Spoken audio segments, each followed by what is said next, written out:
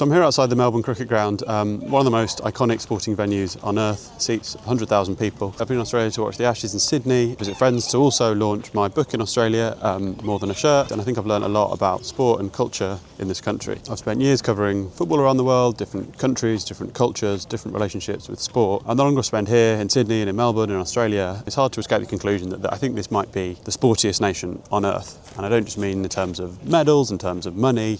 I mean, culture is just immersed in sport and it just seeps into every factor of life. But what I'm really thinking of is behaviour, how many people play sport, how early they start, and how much sport is just part of normal life, part of every waking conversation, not just here at the MCG, but all over Australia. I mean, by all these measures, Australia is unusual. And in most countries, sport kind of sits alongside life, but here it's just built into it, it's everywhere. That's a great fast bowler, Dennis Lillee, behind me. Places like this, like the MCG, matter, not just for the big once-a-year events, but because it's not just the historic venue that hosted the 1956 Olympics and all other things, it's just central to daily life here in Melbourne. It's used constantly across different sports, and one thing that's really quite unique to Australia is one stadium being used for so many different sports, and this symbiotic relationship between the AFL and with cricket. And I notice in countries where sport is sort of commercial first and communal second, places like this get sort of hollowed out, lose their meaning.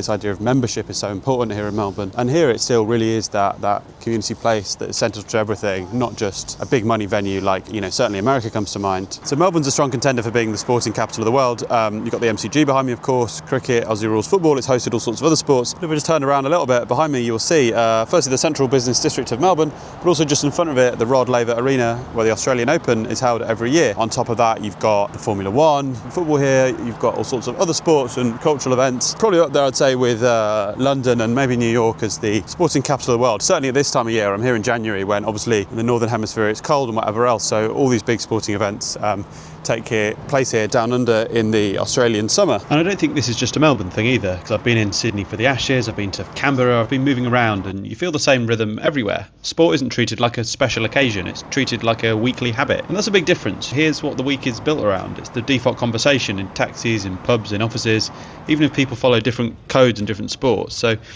when I say sportiest nation, I'm not talking about one stadium or one city. I mean the whole country and the whole culture. I mean, I'm in Melbourne right now, which is in the sort of far southeastern corner of Australia, kind of the most tolerable, inhabitable, mild climate, which is why it was settled early by the English. But Australia is massive, it's really spread out, and for most of its modern history it was very isolated from the world. Of course, the Aboriginal people were here a long time before the English came in the 18th century. But when Australia's population started to grow, when people started to spread out, these communities needed structure, something to fill the time, something regular to bring people together, and sport really filled that role. And I don't mean elite sport, I mean local sport. And if you drive around any Australian small town, you'll see the Oval, which can be used for both AFL and cricket.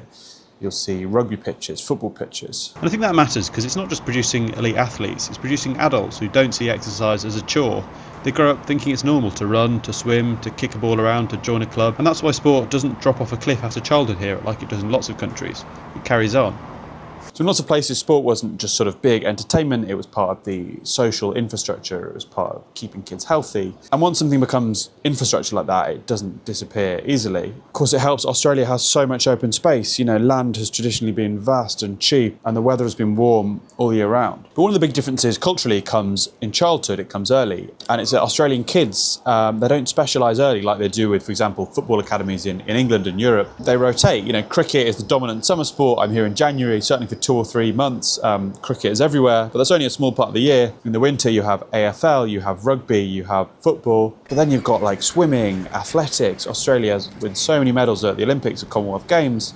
Of surfing, like life-saving is a huge part of the culture. And all that matters more than people realise, I think. I think in lots of countries, people are funneled into one sport really early. One pathway, one identity. And, in England, in football, that's where all the money is. But it's maybe to the detriment of other sports, and maybe to the detriment of people who go into football thinking that they can make loads of money, but it doesn't quite work out. Australia kind of delays that moment of choice. And the consequence isn't just better athletes, although it is that. It's also kind of longer sporting lives. It's people playing lots of different sports, games, running, cycling, late related to life, and everywhere here you see people of all ages, of all backgrounds, really physically active. It's so noticeable. Sport in Australia, it's visible, it's normal, it's local. You don't need like elite academies, you just need a park, a school oval, or even a beach. And that sounds kind of basic, and obviously the weather and the climate and the space massively help. But in other countries, the sort of cost, the pressure, the logistics sort of quietly push people out of sport. And here, participation survives because it's part of daily routines. It's not something locked behind gates. In England, we talk a lot about losing playing fields. I've been here watching the Ashes and watching England get battered by Australia, as they always do. But I did get to see Joe Root score a century down under, which I was very pleased about. But yeah, it really struck me how deeply rooted cricket is in the culture. If you go past a bar at night, you'll see the domestic cricket league, the Big Bash. You would very rarely see the English 2020 on pubs in London. And yeah, you see kids playing cricket everywhere. It's all over the